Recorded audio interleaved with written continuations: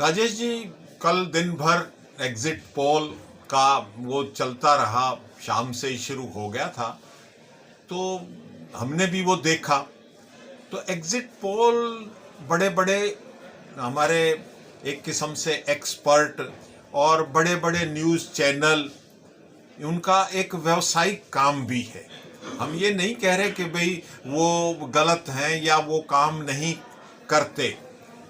उन्होंने अपने रिसोर्सेज से, अपने फील्ड वर्क से काम किया और वो उन्होंने दिखाया। उन बातों पर ना जाके मैं तो एक साधारण आदमी की तरह से थोड़ी बहुत राजनीतिक सोच रखने की हैसियत से इन सब का लब्बो लबाब दो तीन बातें उभर कर आई हैं जो एक किस्म से यूनिवर्सल इन सब का निचोड़ लगाए।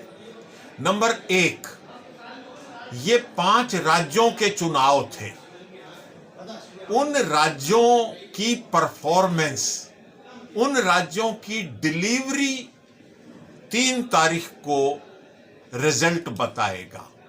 इसमें सेंटर का कहीं कोई दखल नहीं नजर आया इन सब एग्जिट पोल और ओपिनियन पोल में।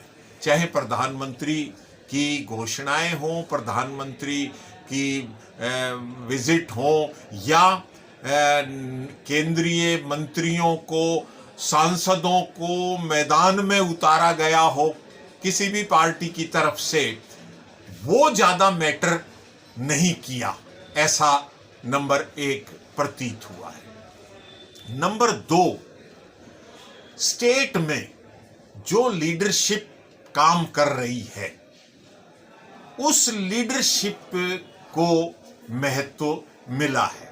मसलन अगर राजस्थान में कांग्रेस रिपीट करती है या कांग्रेस का परफॉर्मेंस बेटर रहता है, तो उसका श्रेय राहुल गांधी, सोनिया गांधी या खड़गे को नहीं है, उसका श्रेय सीधा अशोक गहलोत को जाता है। अगर मध्य प्रदेश में शिवराज चौहान या बीजेपी रिजल्ट में आगे आती है, तो उसका श्रेय नड्डा जी को, मोदी जी को या अमित शाह को नहीं जाएगा। हालांकि उन्होंने अपना सीएम कैंडिडेट मध्य प्रदेश में डिक्लेयर नहीं किया, फिर भी वो सारा क्रेडिट शिवराज सिंह चौहान को जाएगा। छत्तीसगढ़ में अगर कांग्रेस रिपीट करती है, तो वो राहुल गांधी, सोनिया गांधी या खड़गे की वजह से नहीं, वो भूपेश बघेल की डिलीवरी, चीफ मिनिस्टर की एडमिनिस्ट्रेटिव कैपेसिटी, कैपेबिलिटी, उस पर डिपेंड करेगा, उसको श्रेय उसका जाएगा। अगर तेलंगाना में उथल पुथल होती है, तो निश्चित रूप से वो एंटी इनकम्बेंसी की वजह से उथल पुथल होगी और उसका श्रेय, क्योंकि वहां बीजेपी से बेटर पोजीशन में 2018 में भी बीजेपी की एक ही सीट थी, कांग्रेस की शायद 8-9 सीटें थी, तो उसका निश्चित रूप से बेनिफिट कांग्रेस को जाएगा। मिजोरम में मिक्स है, वहां तो लोकल पॉलिटिक्स हावी है, तो वो लोकल पॉलिटिक्स अपनी सहूलियत के हिसाब से सेंटर में जो पार्टी पावर में होती है उसको वो फेवर करते हैं, तो वो इतना मैटर नहीं करेगा।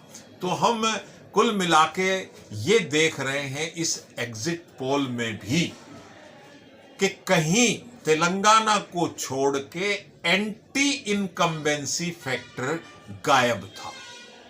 तो जब एंटी इनकम्बेंसी फैक्टर गायब हो जाता है, तो जीतने वाली पार्टी को बहुत भारी जीत नहीं मिलती, वो मार्जिन पर जीत मिलेगी 2, 4, 5 सीटों का। तो इस तरह से हम 3 तारीख को देखेंगे।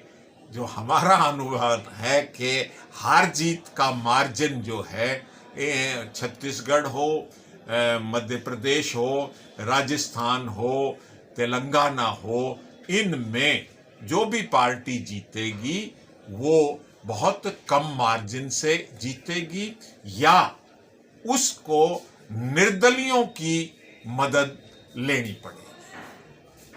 कुल क्योंकि ये राज्यों के चुनाव थे, तो ये एक बहम नेताओं को, केंद्रीय नेताओं को, प्राइम मिनिस्टर को, मोदी जी को, शाह जी को कि भाई आप कुछ अब उलटफेर ज़्यादा नहीं करवा सकते। और मैं समझता हूँ कि जो अब इन्होंने एक वो विकास यात्रा जो शुरू करी है, संकल्प भारत विकास संकल्प यात्रा, तो कहीं ना कहीं जो बात हम एक आम आदमी की हैसियत से रेवाड़ी में बैठ के कह रहे हैं, ये तो सत्ता में बैठे हैं, इनके पास तो सारी मशीनरी है, इन्हें आभास हो गया है कि 3 दिसंबर को क्या होने जा रहा है। इसीलिए इन्होंने ये भारत विकास संकल्प यात्रा पहले से ही शुरू कर दी है कि इन्हें आभास हो गया है कि अब वो मैजिक मोदी जी का, अब वो मैजिक ये नहीं रहा है,